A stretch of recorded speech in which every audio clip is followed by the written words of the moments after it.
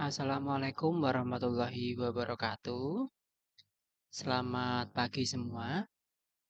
Alhamdulillah pada pagi hari ini kita bisa berjumpa kembali dalam pembelajaran matematika. Pada pertemuan sebelumnya, kalian sudah belajar mengenai korelasi. Berarti dari suatu gambar, kalian bisa memahami apakah ada hubungan antara variabel X dengan variabel Y-nya. Hari ini kita akan membahas yang namanya regresi linier. Nah, regresi linier itu seperti apa? Mari kita belajar bareng-bareng. Kemudian catatan pada pagi hari ini, silakan kalian tulis apa yang saya garis bawahi. Oke, yang saya baca itu belum tentu semuanya ditulis. Yang ditulis adalah yang saya garis bawahi. Di sini ada regresi linier, kemudian pengertian. Kita ke pengertiannya terlebih dahulu. Ketika dua variabel kuantitatif berarti ada variabel X maupun variabel Y pada suatu diagram mencar sudah menunjukkan korelasi. Berarti kita bisa menggambar suatu garis yang paling tepat untuk mewakili semua data yang ada.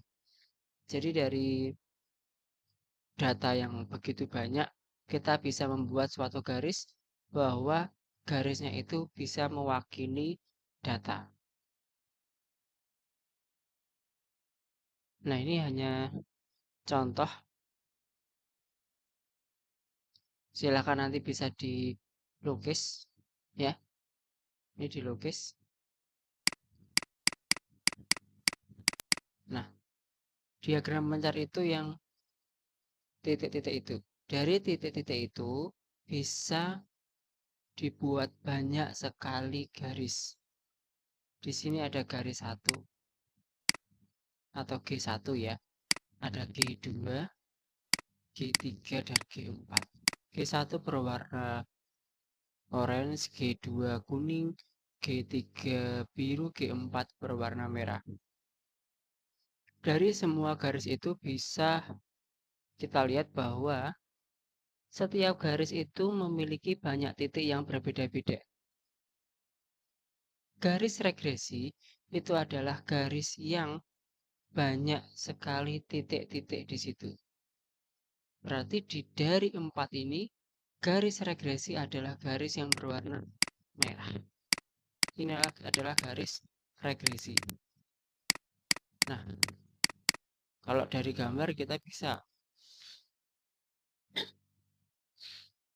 karena ini datanya itu sedikit, jadi gampang untuk menentukan garis regresinya. Tapi kalau datanya banyak, kita harus bisa membuktikan, ya. Di antara semua garis yang mungkin dibentuk, hanya ada satu garis yang paling tepat yang disebut dengan garis base fit. Nah, di sini garis base fitnya adalah garis yang berwarna merah. Berarti garis base itu yang terbaik, fit itu yang cocok. Garis merah, berarti garis yang sangat cocok untuk mewakili data adalah garis yang berwarna merah. Nah, garis merah ini merupakan model linier yang memperkirakan hubungan antara dua variabel kuantitatif atau variabel X dan variabel Y-nya. Kemudian di sini ada pengertian dari garis regresi. Silakan ditulis. Model regresi yang memberikan hubungan garis lurus antara dua variabel itu disebut dengan garis regresi. Jadi di sini garis regresi berupa suatu garis lurus.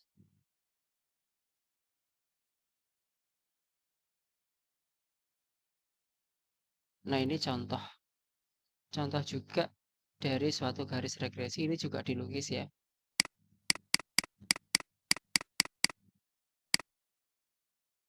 Kalau di sini hanya satu garis regresi yang terlukis.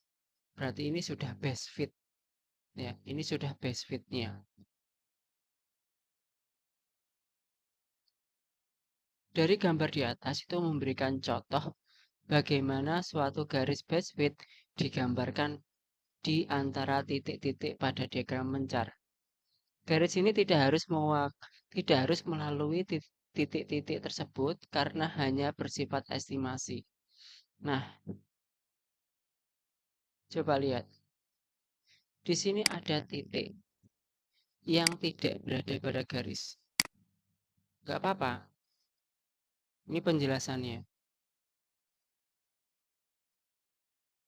Garis ini tidak harus melalui titik-titik karena hanya bersifat estimasi atau bisa dikatakan itu mendekati yang garisnya.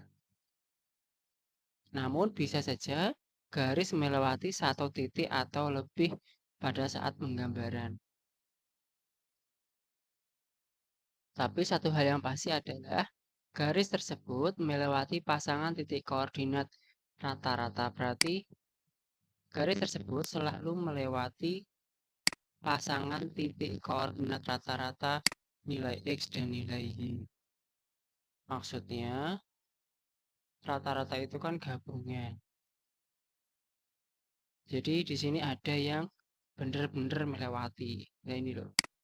Nah ini kan melewati. Ini juga tepat melewati. Ya.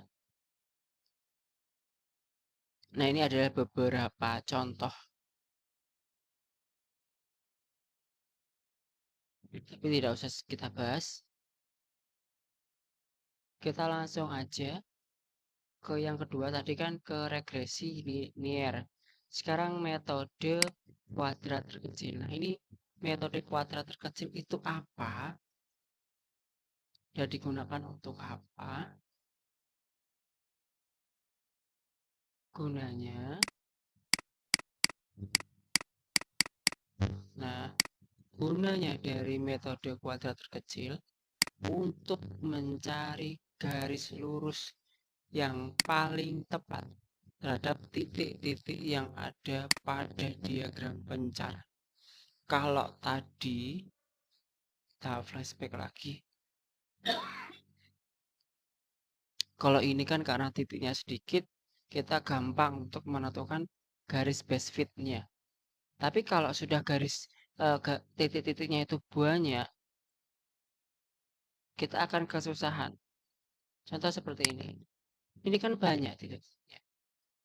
Kalau ini gampang, tinggal buat garis lurus selesai. Ini tinggal buat garis melengkung selesai. Ini tinggal buat garis lurus selesai. Tapi kalau titiknya banyak, nah itu garis base fitnya yang mana? Pasti kita akan mendapatkan garis base fit yang sangat banyak. Nah, dengan metode kuadrat terkecil itu, kita bisa menentukan garis base fit yang mana. Garis lurus itu akan memberikan deskripsi terbaik mengenai hubungan antara variabel independen dan dependen. Garis itu maksudnya adalah garis base fitnya tadi. Balik. Ini ditulis ya.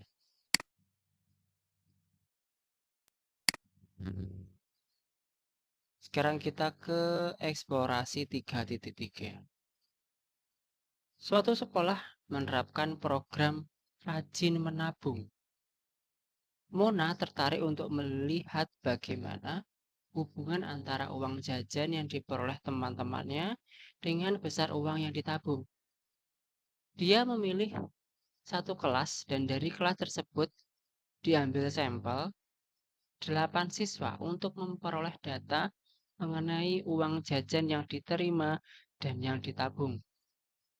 Data yang diperoleh sebagai berikut. Nah, ini datanya. Tugas kalian adalah ini, menggambar diagram mencarnya. Setelah digambar, coba kalian prediksi mana garis base fitnya. Ya. Kemudian tuliskan kesimpulannya dari garis base fit tersebut. Tugasnya ini saja. tugasnya ini yang saya lingkari saja ya.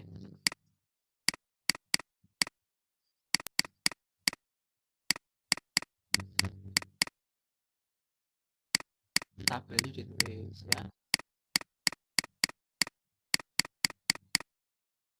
Pak, lah ini nanti yang sumbu X-nya yang mana, sumbu Y yang mana? Nah, karena tadi hubungan antara uang jajan, nah, hubungan antara uang jajan dan yang ditabung, maka nanti uang jajannya itu nanti di sumbu X. Ya, kemudian yang ditabung itu nanti berada di sumbu Y.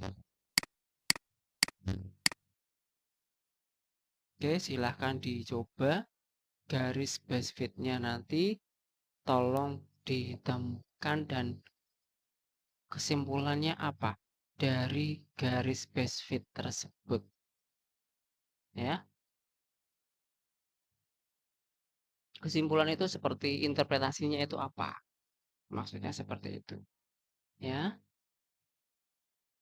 Jika ada pertanyaan silakan bisa menghubungi Pak Adi melalui WhatsApp ya. Oke, terima kasih untuk hari ini. Semoga bermanfaat. Terima kasih. Wassalamualaikum warahmatullahi wabarakatuh.